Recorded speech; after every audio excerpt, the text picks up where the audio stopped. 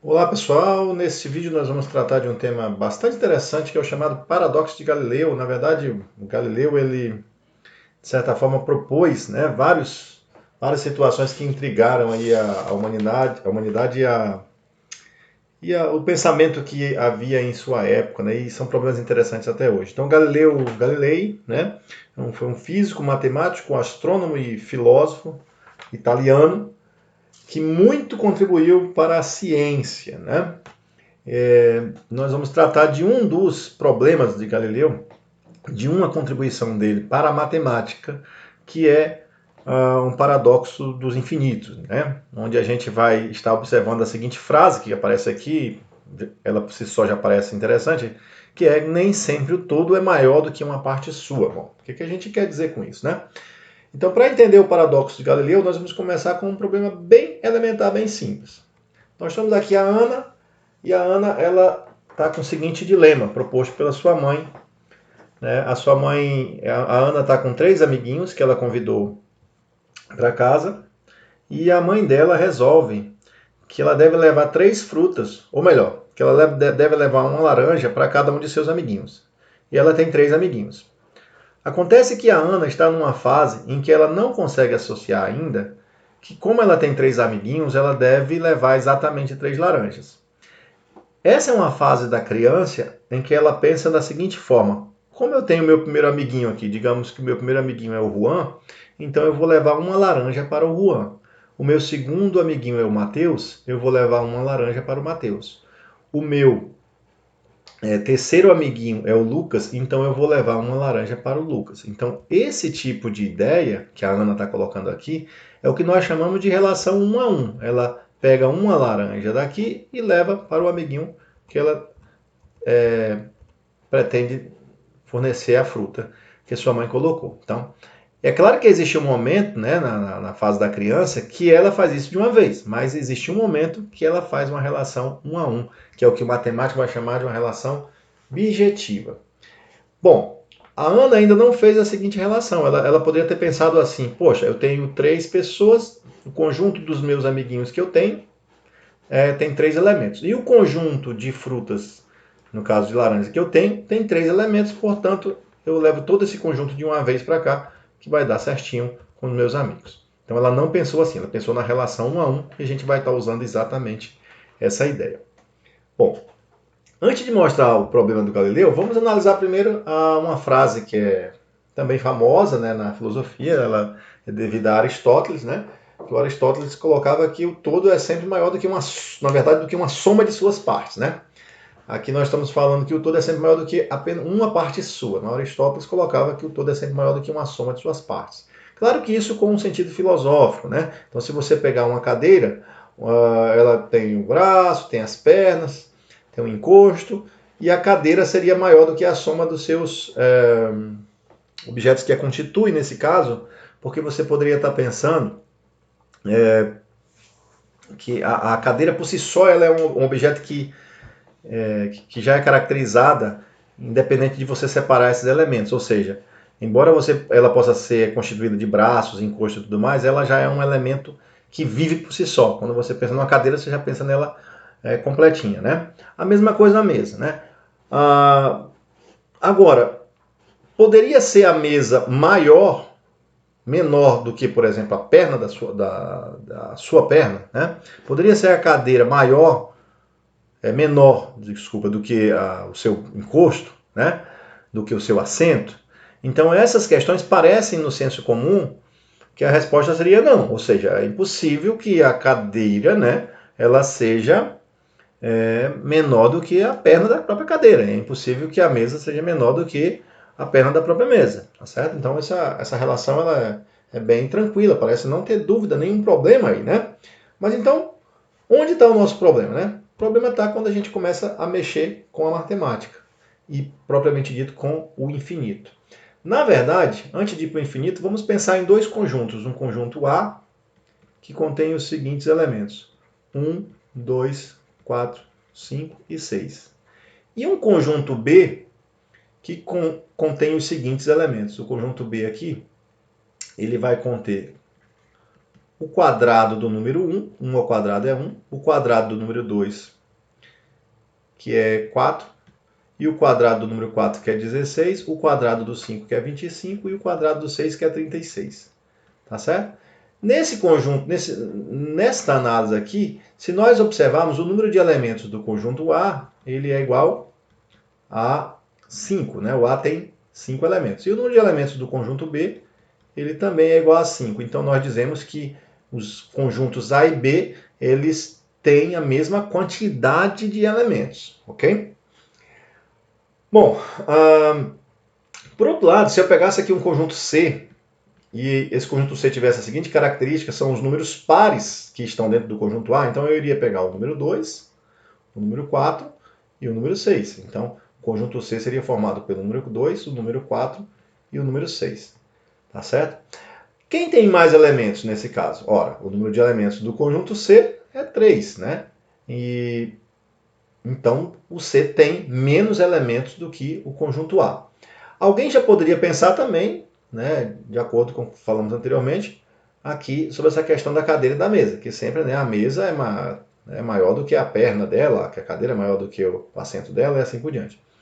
Bom, em outras palavras, o conjunto C, como ele é uma parte do conjunto A, ele necessariamente seria menor do que o conjunto A. Como ele é um subconjunto próprio do conjunto A, né, ele necessariamente seria menor do que o A. Ele só seria, ou só teria a quantidade de elementos iguais ao do A, né, se eu pegasse um subconjunto como sendo o próprio A, ou seja, se eu pegasse o A todinho.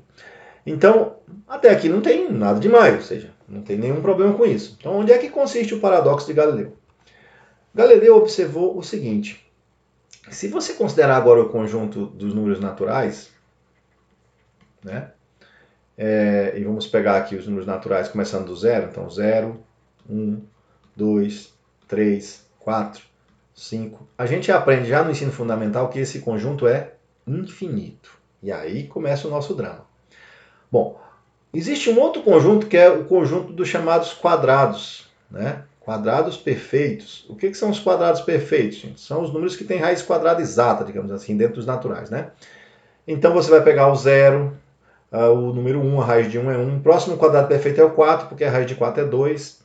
Depois o 9, porque a raiz de 9 é 3. O 16, a raiz de 16 é 4. E o 25, a raiz de 25 é 5 e assim por diante. Então, numa primeira ideia, nós poderíamos pensar assim: quem tem mais elementos? O conjunto dos naturais ou o conjunto dos quadrados perfeitos?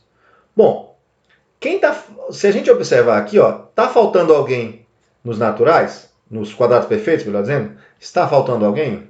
Está faltando sim. Quem que está faltando dentro desse conjunto? Está faltando, por exemplo, qual é o número natural que não está dentro do conjunto dos quadrados perfeitos? Olha, tem um 0, tem um 1, mas não tem o 3. O 3, a raiz quadrada não é exata, correto? Não tem o 5, não tem o 6, o 7, o 8, depois não tem o 10, o 11. Ou seja, parece que nesse conjunto aqui está faltando infinitos elementos, correto? Para que esse conjunto se torne o conjunto dos números naturais. E esse raciocínio é perfeito, ou seja, o conjunto dos quadrados perfeitos tem a mesma quantidade de elementos do conjunto dos números naturais, pensando dessa maneira? Não. Por quê? Porque falta um monte de números naturais para chegar nos quadrados perfeitos.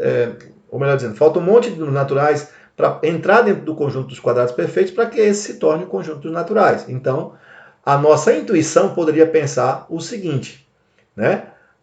O número de elementos ou a quantidade de elementos que tem esse conjunto é bem menor do que a quantidade de elementos que tem o conjunto naturais. Então, esse seria um pensamento. Por outro lado, se você observar, existe uma relação 1 a 1 aqui, tipo da Ana lá com seus amigos. Para o número 0, tem o 0 ao quadrado. Para o número 1, tem o 1 ao quadrado. Para o 2, tem o 2 ao quadrado. Para o 3, tem o 3 ao quadrado. Para o 4, tem o 4 ao quadrado. Para o 5, tem o 5 ao quadrado. E assim sucessivamente. Então, quando você olha dessa forma, o que você conclui? Que para cada número natural existe um quadrado perfeito e vice-versa. Para cada quadrado perfeito existirá um número natural correspondente. E aí é que está o paradoxo. Porque quando você olha desta maneira, o que acontece? você então diz, o conjunto dos quadrados perfeitos tem a mesma quantidade de elementos do conjunto dos números naturais, e aí é que surge o paradoxo de Galileu, né? Porque o que o Galileu observou foi isso. Ou seja, como que pode isso? Como que pode esse conjunto estar faltando um monte de elementos e ao mesmo tempo parece ter a mesma quantidade de elementos que o outro conjunto? Né? Para a gente exemplificar mais um pouquinho, vamos pegar aqui os números naturais. Então, vou chamar aqui conjunto dos números naturais. 0, 1, 2, 3, 4, 5 e assim por diante. Ok? E vamos pegar aqui o conjunto dos números pares. Ora, como é que é o conjunto dos números pares? 0, 2, 4, 6, 8, 10 e assim por diante. Ambos são conjuntos infinitos. Bom, mas se a gente representasse aqui os naturais, digamos, por um diagrama de Vênus, é comum fazer isso, né? Então eu poderia pegar aqui o conjunto dos naturais e vou dividir o conjunto dos naturais em dois outros conjuntos. Vocês vão concordar comigo. Os naturais podem ser divididos pelos números pares, digamos assim, e pelos números ímpares. Ok? Então, nós temos infinitos números pares e infinitos números ímpares. Para que eu tenha os naturais, eu tenho que juntar os infinitos pares com os infinitos ímpares. Observe que aqui está faltando dentro do conjunto dos números pares os infinitos ímpares. Então, o senso comum nos diria o seguinte, olha, os naturais são divididos em dois pedaços idênticos em termos de quantidade. Metade dos naturais são números pares, metade dos naturais são números ímpares. Portanto, se os naturais representam o nosso todo, né, o senso comum nos diria o seguinte, o todo é maior do que a parte, porque os naturais são separados em pares e ímpares. Por outro lado, se você pensar lá no nosso problema inicial, que nós tínhamos a Aninha levando as laranjas para as crianças, nós podemos também fazer aqui uma relação 1 a 1. Veja, para o natural 0 tem um par número 0. Para o natural 1, basta dobrar. 2 vezes 1, 2. 2 vezes 2, 4. 3 vezes 2, 6. 4 vezes 2, 8. 5 vezes 2, 10. E observe que vale a volta, porque se você dividir por 2, 0 dividido para 2 dá 0. 2 dividido para 2 dá 1. 4 dividido para 2 dá 2. 6 dividido para 2 dá 3. 8 dividido para 2 dá 4. 10 dividido para 2 dá 5.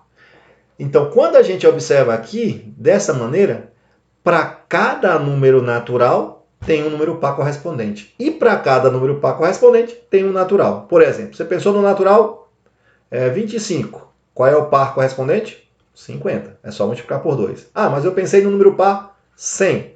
Qual é o natural correspondente? É só dividir por 2 que vai ser o 50. Então, quando você observa essa relação 1 a 1, a outra ideia do senso comum é, se eu posso fazer essa relação 1 a 1, que é o que o matemático chama de bijeção, então significa que nesse conjunto tem a mesma quantidade de elementos do outro conjunto. Então, como esse conjunto aqui, olhando para o diagrama, ele seria o todo e os pares seriam uma parte, né, desse todo, seria um subconjunto próprio dos naturais, surge a frase famosa, que nem sempre o todo é maior do que uma parte sua, porque nesse caso o todo está tendo a mesma quantidade de elementos, falando pelo senso comum, do que uma parte sua, que seria o conjunto dos números pares. Então, veja só como isso é intrigante, né? Então, por que acontece isso? Por que tudo isso acontece? Porque, na verdade, você está trabalhando com os chamados conjuntos infinitos, tá certo? E essa interrogação que o Galileu faz aqui, né, que é, nesse momento, um paradoxo, ele só vai ser provavelmente resolvido, esse paradoxo, ou concretizado muito tempo depois, 300 e poucos anos depois, com George Cantor, né, que vai formalizar um pouco da teoria dos conjuntos infinitos. Então, a primeira coisa que a gente observa é que a nossa lógica finita, ela não é a mesma quando nós tratamos com conjuntos infinitos. Tá ok, pessoal? Então, esse é o paradoxo de Galileu. Tá? Vocês, em outros momentos, em outros vídeos, vão observar, também pode observar em algumas pesquisas por aí na internet, que quando um conjunto tem uma correspondência sempre com conjuntos números naturais, como aconteceu aqui, biunívoca, né, a gente também diz que esse conjunto é enumerável. Tá? Então, os conjuntos infinitos, né, eles vão ter propriedades interessantes e diferentes dos conjuntos finitos. né? O que Cantor vai mostrar é que existem infinitos maiores do que outros infinitos. Bom, isso parece ser uma loucura, né? Mas eu estou colocando aqui para vocês só como um problema bem intrigante. Espero que vocês tenham compreendido e assistam os vídeos futuros.